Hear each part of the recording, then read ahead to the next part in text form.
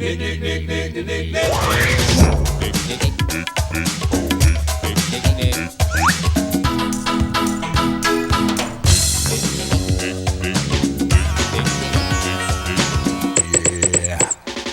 it.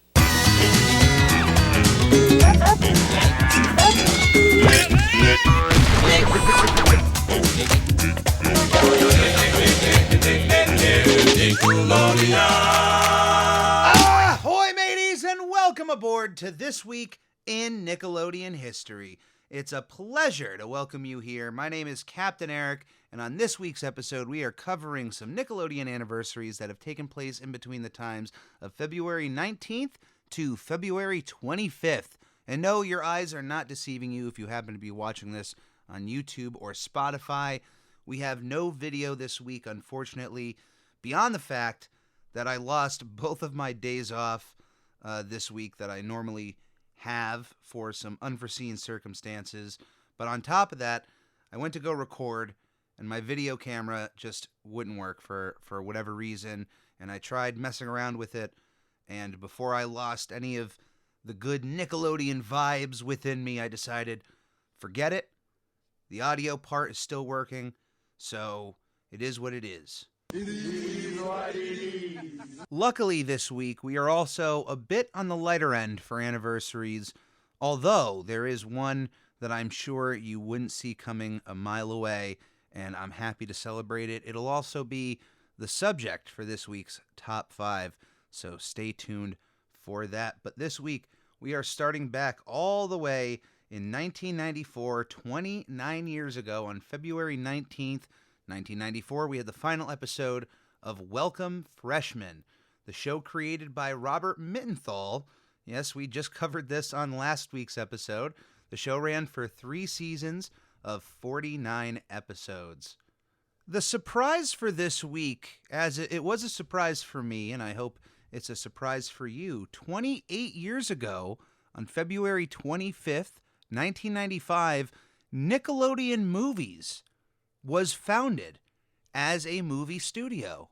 I don't think I ever really covered Nickelodeon Movies. I don't remember if it ever has come up through these anniversary episodes over the last 2 years of almost covering Nickelodeon. But here we are, 28 years ago, Nickelodeon Movies was founded. And since then, and moving forward, Nickelodeon Movies is still a ongoing movie studio, and it seemingly is still running successfully. I just would love to see more Nicktoons have feature films in the future. You know, they can be made very cheaply, but I think you can still make some sort of profit. Imagine if Hey Arnold, the Jungle Movie, Invader Zim, Enter the Florpus, if that was released on the big screen. There are enough fans of those properties that would be willing to pay the $10 premium who haven't seen those characters in a long time, especially for something like Invader Zim to play out on the big screen. Come on now. $10 million, $15 million to make an Invader Zim movie, $20 million tops. You could easily make that back. Hey Arnold, I know it had a rough start, but it's all in the promotion. You just have to figure out that promotional part. That was the Achilles heel of that first movie. But even through its blemishes, Nickelodeon Movies has had plenty of hits under its belt, alongside a small handful of films that you would not expect to be under the Nickelodeon Movies brand, one of them being one of my favorite movies of all time, in fact, and we'll get into that later on.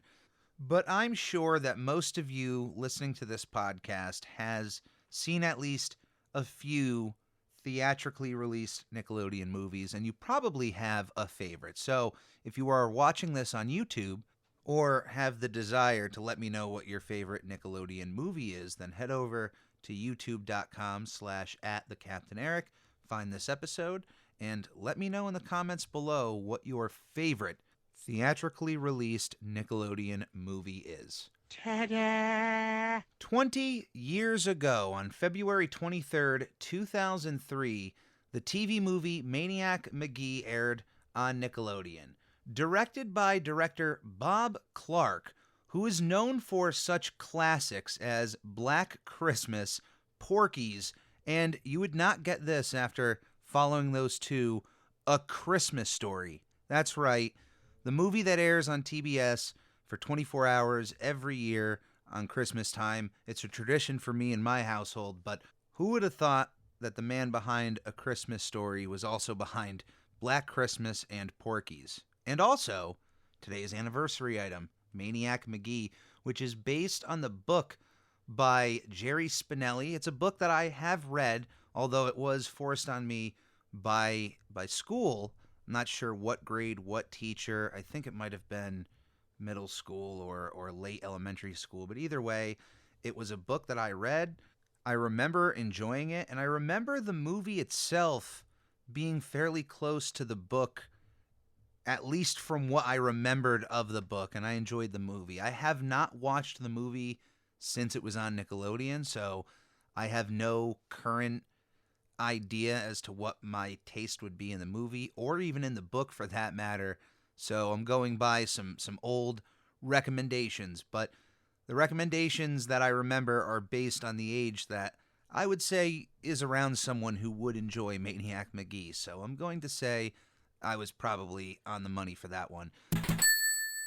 18 years ago, possibly the greatest tale that Nickelodeon has ever put to screen, first premiered on February 21st, 2005, Avatar: The Last Airbender. Created by Michael Dante DiMartino and Brian Konietzko, the show ran for 3 seasons of 61 episodes, and to this day, the legend of Avatar: The Last Airbender lives on. Having 3 seasons under its belt does not mean that it couldn't go on for a 4th season. It wasn't that popular. Oh no, it's the contrary. Avatar: The Last Airbender had a solid beginning, a solid middle, and a solid end to its story. An end that was set at the beginning. Long ago, the 4 nations lived together in harmony. Then, everything changed when the Fire Nation attacked. Okay, you possibly already know the story. Most of you out there listening to this probably know the story, and if not, coming from my mouth is not as good as just watching the show itself, and being that it's only 61 episodes, it is a breeze to get through. It is one of the most bingeable Nickelodeon shows I can throw your way. So, without further ado, just watch yourself Avatar: The Last Airbender. If you need that extra little push off the cliff, here's the Cliff Notes version of The Last Airbender, not the film by M. Night Shyamalan. Goodness no. Avatar: The Last Airbender starts out with 2 members of the Northern Water Tribe discovering a young boy inside of an iceberg. Once rescued from this iceberg, we find out that he is the last of his tribe, known as the Airbenders. The Airbenders were wiped out by the Fire Nation, who have pretty much taken over the world. And at the start of this story, it is told that the leader of the Fire Nation, the Fire Lord, will have this ultimate power in the future, this one moment in time that is coming up, and the entire fate of the world rests on the shoulders of this young boy, this Airbender, the last Airbender in the world, who also happens to be the Avatar, the one being through every generation who is able to control all of the elements in the world, whereas some other benders who can control elements such as water, fire, earth, and air, they can only control one of those items.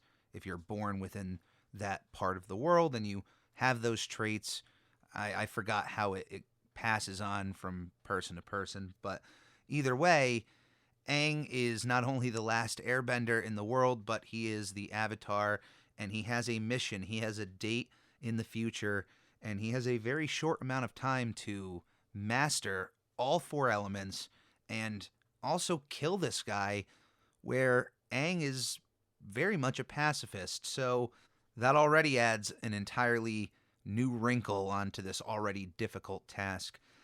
The Avatar universe is continually expanding even to this day. Once the story of The Last Airbender was over, the story of a future Avatar was told through the series The Legend of Korra before Paramount themselves decided the Avatar universe was bigger than even Nickelodeon themselves, establishing only a few years ago Avatar Studios, where the directors, the original creators of the show, were placed in charge of future projects, both for streaming services and theatrical release. One of these confirmed films will be about Aang, because I have to imagine, and a bit of spoilers here, so if you want to skip maybe 30 seconds ahead, I'll quickly get this out.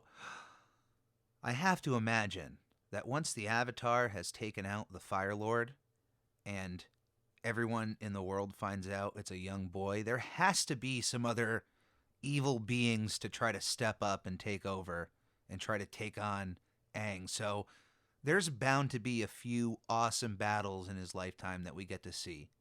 Anyway, I'm just excited that the original creators get to continue working and inspiring others, because the Avatar universe has, of course, inspired so many artists and content creators out there who just absolutely rock.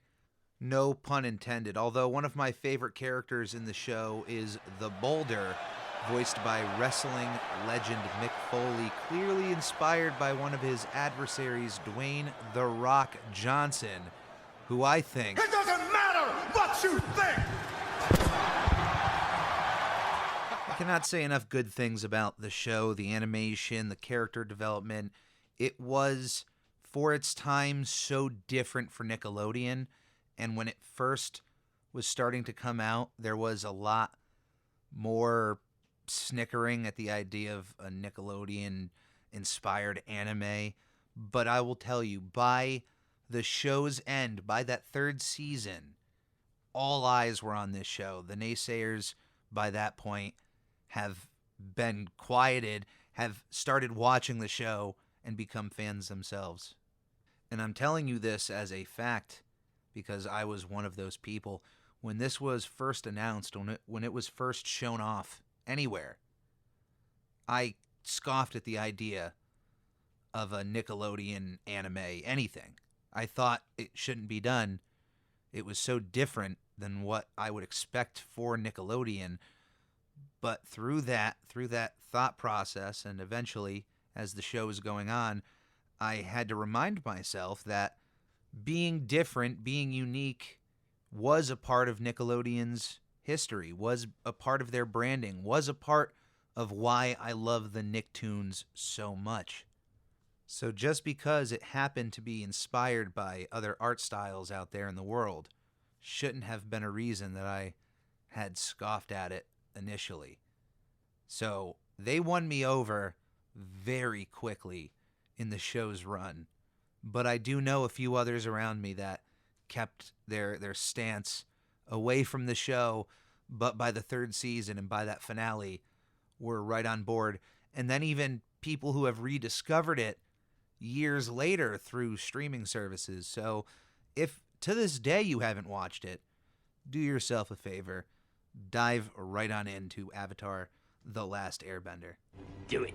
13 years ago, on February 21st, 2010, Schoolgirls the Movie premiered on Nickelodeon. The film was directed by Nick Cannon. And following that, another Nickelodeon TV movie premiered 5 years ago on February 19th, 2018, the TV movie Blurt, starring Jace Norman and JoJo Siwa. 5 years ago, on February 19th, 2018, Night Squad premiered on Nickelodeon. Created by Sean Cunningham and Mark Dworkin, the show ran for 2 seasons of 29 episodes. And finally, this week, 2 years ago, on February 25th, 2021, The Substitute finished its run on Nickelodeon. The prank show ran for 2 seasons of 24 episodes. The entire concept of the show was to take celebrities, well-known singers, actors, and even wrestlers, to put them in a ton of makeup and to put them into situations involving a group of kids and to fool the kids into thinking that they would have some wacky substitute on their hands, and then, ta-da, Psych, your substitute teacher was Shaun White, or Gabriel Iglesias, or John C. The anniversaries may be over, but now it is time for Captain Eric's top 5 of the week. And this week I'm going to give you my top 5 Nickelodeon movies. In order, I went through the entire list and I just picked out the 5 instantly that I would want to pick out. If we were to have a movie marathon, these would be the movies I would pick, and in this order. Number 5 is the classic Good Burger. You're a dude, he's a dude, she's a dude, we're all dudes. Hey, directed by Brian Robbins. The movie was released on July 25th, 1997, starring Kenan Thompson and Kel Mitchell. This was a perfect Nickelodeon movie to make. Of course, one of the biggest shows in Nickelodeon's history is All That, which of course any adult could look at and say, well, that's seemingly a kid version of Saturday Night Live. Well, one of SNL's biggest tropes for a time in the 90s was taking a popular sketch and adapting it to the big screen with some hits, some misses, but the hits were noticeable. They were big, massive comedy hits. And with All That, and especially Good Burger being as popular as it was, it made sense. And to me, it worked out. I may be a little biased, but I think the film has stuck the test of time to the point that apparently there's a Good Burger 2 on the way, and you may think, there's no reason for a Good Burger 2, but genuinely, I would love to know what a guy like Ed is still doing decades later at a fast food restaurant. And if you know anything about the character, then you know from bell to bell, from the beginning of the day to the end of the day, Ed is all about Good Burger, even to the point that his dreams are about Good Burger. He loves that place. He's still working there according to the reboot. So I'm all about a film, again, involving those characters. I want to see how Dexter involves into another story. Is he still at the restaurant, or does he get roped back into it? Does Mondo Burger have some sort of ploy? I saw some sort of patty out there in the world that was being made in some restaurant, and it was thick, and it just looked like a Mondo Burger patty. Ridiculously big. Way too big for a burger. You wouldn't want to eat a burger like that with your hands. You'd have to pull out the fork and knife at that point. I know that Sinbad was all about the burgers at Mondo Burger, but they were getting too big by the end there. Anyway, I'm excited about anything involving Good Burger 2. If I could somehow get a cameo as an extra, just stuffing my face at Good Burger. If you need a new line cook at Good Burger, I'll keep off the gym. I'll hit some of the fast food places around the area. I'll hit back some of the pounds. I can get into shape if you need me to, if you know what I'm saying.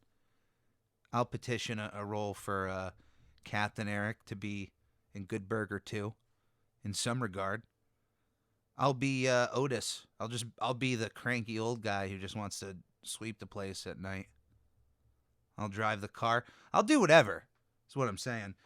Anyway, number 5 was Good Burger. Number 4, Jimmy Neutron, Boy Genius, directed by John A. Davis, first premiered on December 21st, 2001, and was the first time that Nickelodeon went with this idea of debuting a character in the theaters before later on involving him in his own TV series. And that helped propel Jimmy Neutron into an entirely new level of popularity that is still felt to this day. Jimmy Neutron is a property that I feel like didn't have enough time to really, truly showcase what it had. I mean, it had time to have incredible TV movies, crossovers, 3 seasons of a show, but another big project involving Jimmy Neutron in theaters, on Paramount Plus, something big that can be promoted, because I still think there is a lot of popularity and support for this show that Nickelodeon doesn't know of, because other than the recently released complete series, which really, DVDs aren't really heavily promoted, there isn't much for them to gauge the popularity on. Look at Disney, the biggest entertainment company in the world, just recently finding out about how popular their show Owl House is on social media and YouTube and whatnot. Oblivious to that for years, and then you find out through news sites that they're realizing this. So you can see even how late to the party someone like Disney can be with a show that's on the air. So Jimmy Neutron is one of those shows that if they announced just a solid return of the series, hey, we're just picking up a new season, it's not a reboot, we're not reimagining the show, we're just returning to Retroville and continuing the adventures of Jimmy Neutron Boy Genius. It's one of those revivals I think would have the goodwill of most people, like the recently announced King of the Hill reboot. I think most people were fine with that. Number 3, Rango, directed by Gore Verbinski. The movie released on March 4th, 2011. It's one of my favorite animated films of all time. It's one of the most uniquely produced animated films of all time, and the fact that all of the actors on a soundstage portrayed their characters and acted as if they were their characters, not wearing animal costumes, but wearing the clothes they were wearing, and recording all of that audio, which then was being animated over. A very unique process, and if you haven't seen Rango, I can't recommend it enough. Number 2, a bit of a swerve here in the Nickelodeon movies department. Not a movie you would possibly notice under their branding, but it is in fact a Nickelodeon movie, and it is one of my favorite movies of all time. Nacho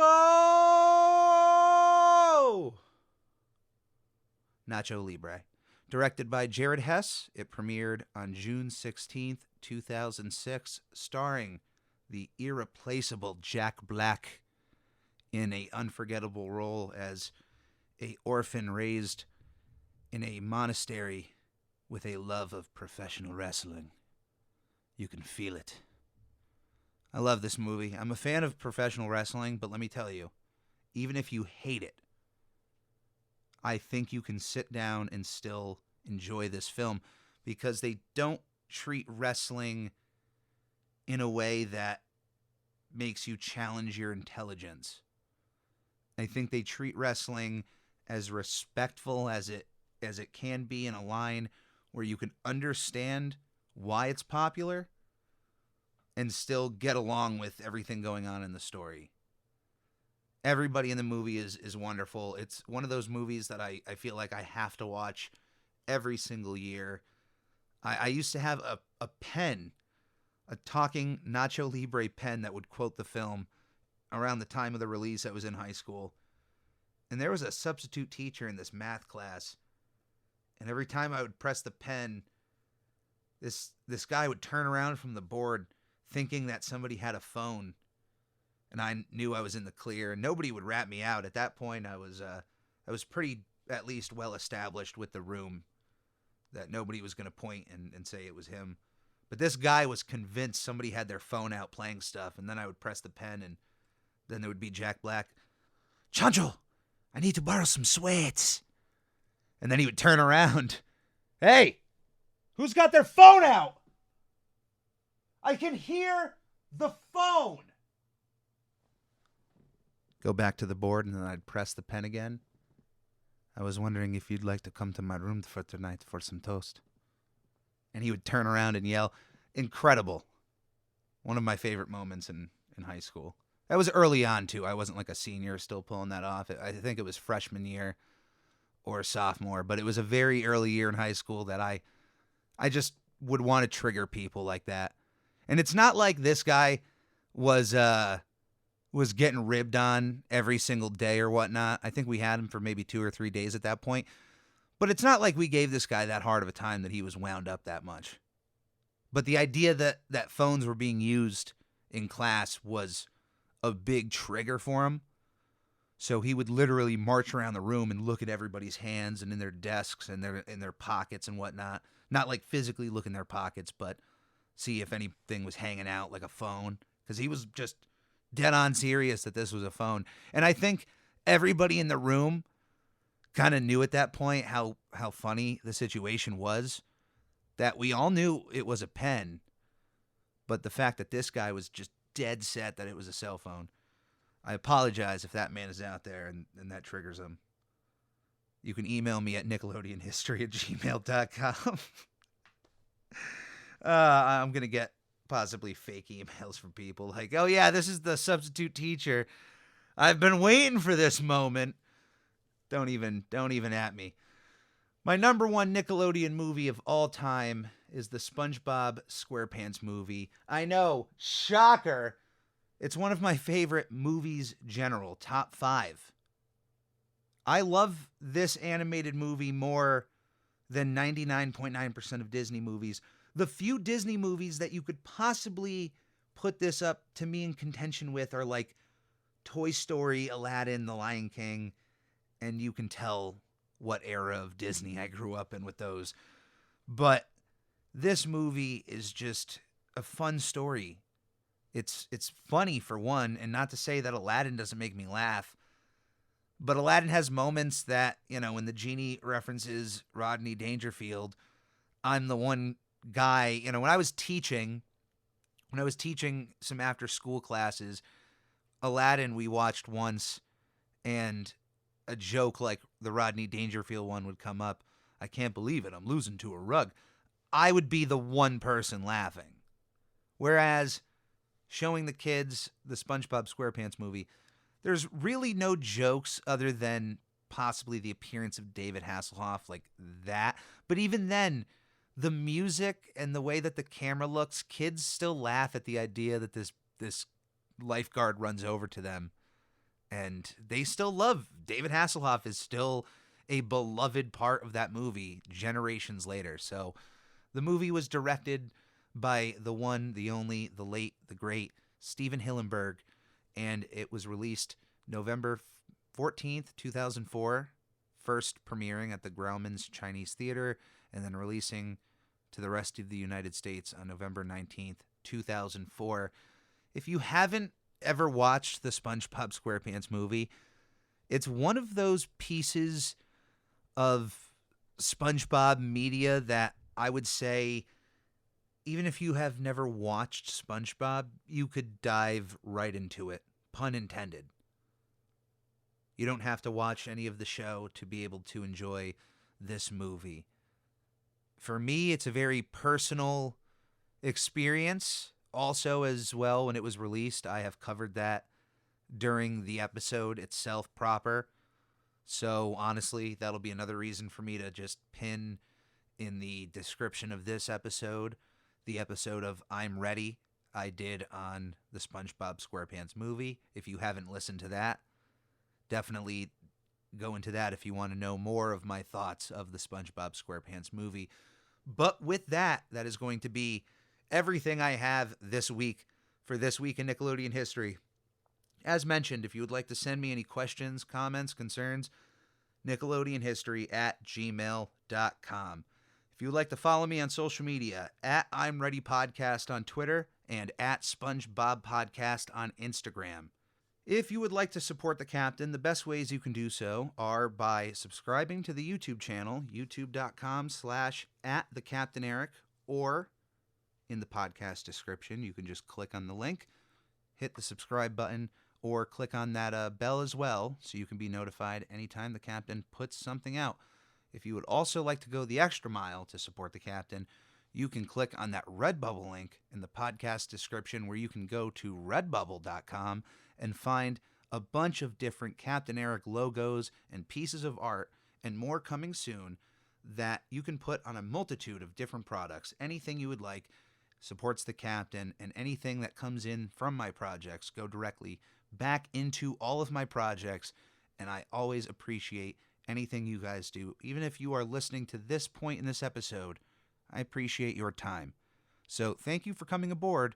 Think about coming aboard again next week to another episode of This Week in Nickelodeon History.